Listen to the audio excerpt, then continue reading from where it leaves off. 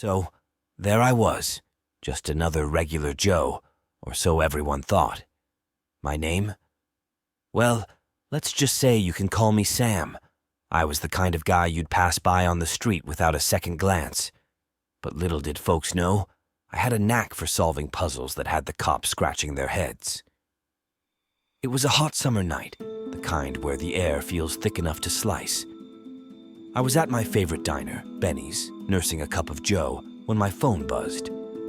It was an unknown number, but curiosity got the better of me, and I answered. "Sam," a voice whispered, "you don't know me, but I've heard you're the best unofficial detective this side of the Mississippi. I need your help." Before I could even ask who it was, they hung up, but they left a breadcrumb, an address. It was in the old industrial part of town, where the streetlights flickered, and the buildings had more stories than the library.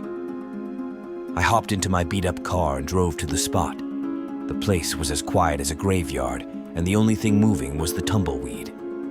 The address led me to an old warehouse, its doors hanging off the hinges like a boxer on the ropes. Inside, it was pitch black. I fumbled for my flashlight, and that's when I saw it, a safe wide open and as empty as a politician's promises. This was no ordinary break-in. It was a heist, and a professional one at that.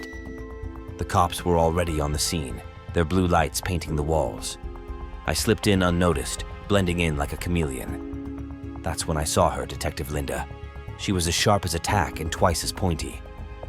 We had history, Linda and I, but that's a story for another day. "Sam, what are you doing here?" she asked, her eyes narrowing. "I got a tip," I said, keeping it vague.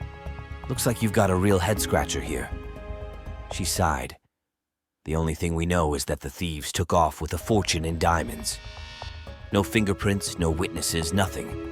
It's like they vanished into thin air." I walked around, taking in the scene. That's when I noticed something odd.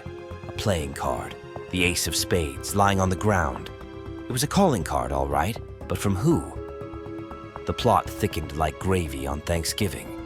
I knew I had to dig deeper, and that meant hitting the streets. I talked to snitches, informants, and anyone who owed me a favor, and piece by piece, the puzzle started to come together.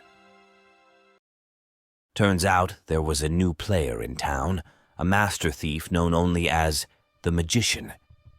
They said he could make things disappear without a trace, and he always left his signature card at the scene. The trail led me to a rundown motel on the edge of town. I could feel it in my bones. I was close. I kicked down the door, and there he was, the Magician, packing the last of the diamonds into a suitcase. "Game's up," I said, my voice steady. He just smiled. "You think you've caught me, Sam, but you're just another pawn in my game." Before I could move, he threw down a smoke bomb, and the room filled with a thick fog. I coughed, waving away the smoke, but by the time it cleared, he was gone. The chase was on. It was a cat-and-mouse game across the city, through back alleys and over rooftops. And just when I thought I had him cornered, he'd slip away, always one step ahead.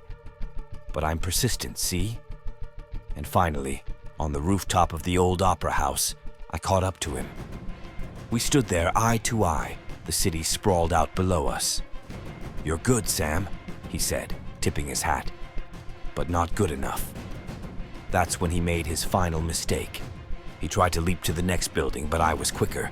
I grabbed his arm, and the diamonds spilled out, raining down on the streets like a glittering storm. The cops arrived, and Linda slapped the cuffs on him. "Looks like you're not as slippery as you thought," she said. "As for me?" I just watched as they took him away. Another case closed, another story to tell. But I knew there'd be more. There's always more. And that's the tale of the Midnight Heist. Just goes to show even the slickest criminals can't outrun the long arm of the law. Or me, for that matter.